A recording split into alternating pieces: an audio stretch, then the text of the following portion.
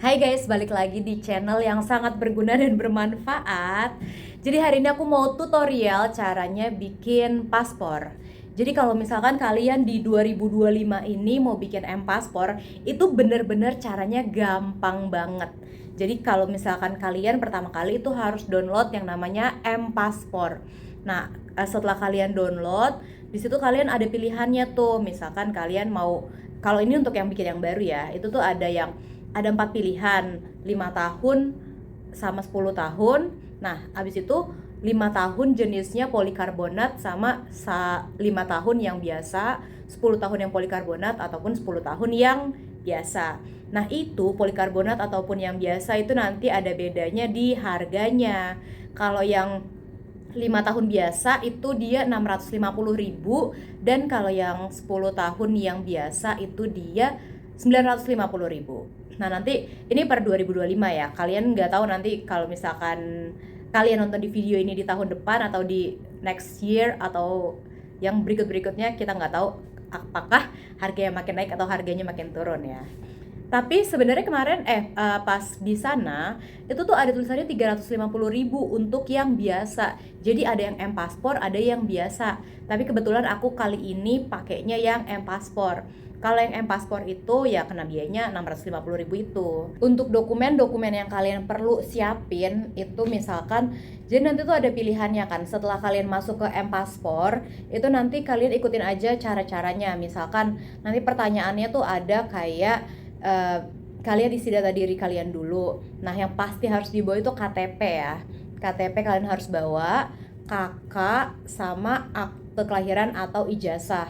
Nah, nanti pas kalian ke imigrasinya pun itu kalian bawa yang asli. Nah, sebelum kalian bawa yang asli tapi kalian fotokopi juga.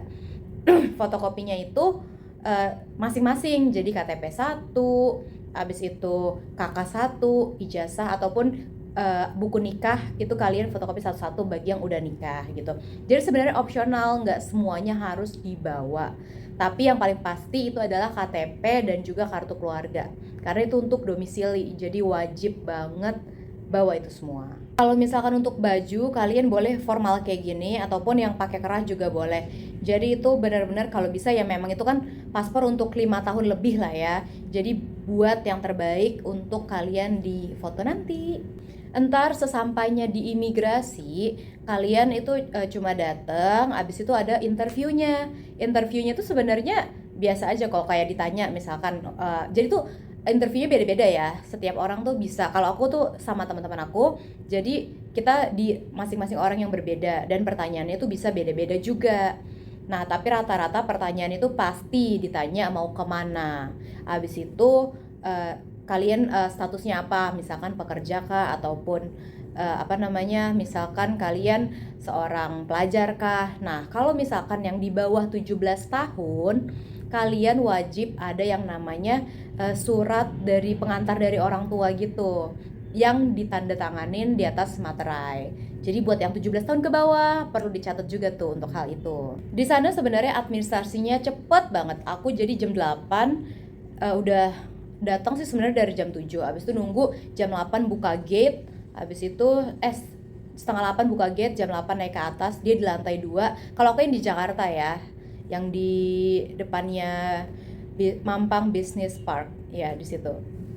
Nah, habis itu kita naik ke lantai 2. Habis itu kita langsung tinggal wawancara. Habis itu sekalian sidik jari. Habis sidik jari, wawancara, foto, udah deh selesai. Abis foto udah selesai. Benar-benar singkat banget, cepet banget. Dan kalau kalian mau misalkan ada keperluan lain bisa banget lanjut. Jadi itu benar-benar jadwalnya oke. Dan waktunya itu jadinya, kan aku buatnya hari Kamis, jadi selesainya itu nanti di Kamis minggu depannya gitu. Jadi gampang banget sekarang kalau misalkan kalian mau bikin paspor di 2025. Nah, ini juga banyak banget pertanyaan yang orang-orang suka tanya ya. Misalkan itu harus pakai bajunya gimana gitu kan. Kalau misalkan untuk yang muslim itu jangan pakai yang putih katanya ya. Tapi kalau misalkan aku sih tadi karena aku juga tidak berhijab, jadi ya udah bener-bener di fotonya itu pakai kamera bener-bener kamera DSLR yang kamera bener.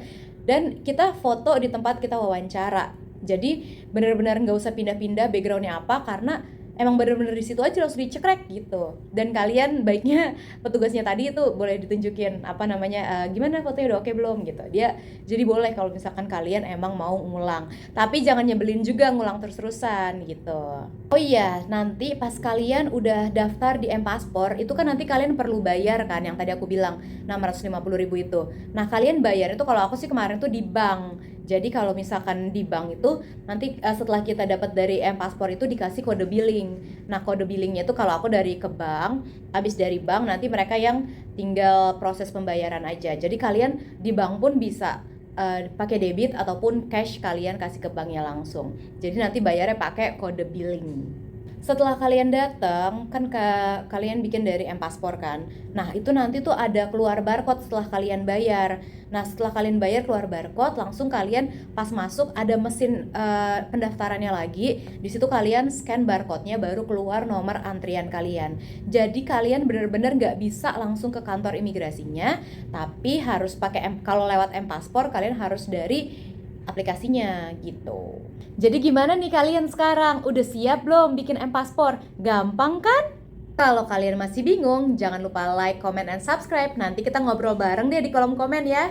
See you, bye-bye!